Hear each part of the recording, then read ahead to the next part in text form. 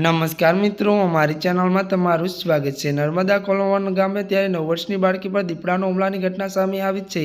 બાળકી ત્યારે પોતાની માતા સાથે ખેતરે જઈ રહી હતી તે સમયે દીપડાએ બાળકી પર હુમલો કર્યો હતો।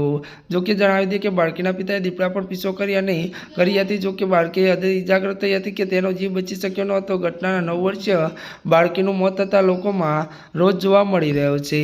વધુ વાત કરવામાં આવે તો ગ્રામજનોએ ત્યારે સગર્ભા પોલીસ સ્ટેશન સામે રસ્તો રોકી ટ્રાફિક જામ કર્યો હતો। પોલીસ કર્મચારી ઘટના સ્થળે ન પહોંચતા ગ્રામજનોમાં રોષ જોવા મળ્યો હતો। છેલ્લા 3 દિવસમાં નર્મદા જિલ્લામાં આ બીજી ઘટના છે। તો 2 દિવસ પહેલા જ ત્યારે મિત્રો નર્મદા જિલ્લાના ત્યારે ગાતપુર ગામમાં 17 વર્ષીય યુવક પર હુમલો કર્યો હતો। ત્યારે મિત્રો મળતી વિગતો અનુસાર વધુ આપને એ પણ જણાવી દઈએ કે ત્યારે મિત્રો વાત કરવામાં આવે તો જણાવી દઈએ કે યુવક ટોર ચડાવથી પરત ફરી રહ્યો હતો અને તે દરમિયાન ત્યારે મિત્રો ખેતરના ત્યારે સીધા પર સંતાયેલા દીપડાએ તેના પર હુમલો કર્યો હતો અને આ હુમલામાં ત્યારે 17 વર્ષીય યુવક ઇજાગ્રસ્ત થયો હતો। ત્યારે મિત્રો આજના માટે આટલું જ। અમારી ચેનલમાં નવા હોય તો અમારી ચેનલને મિત્રો તમે લાઇક, શેર અને સબસ્ક્રાઈબ કરી દેજો।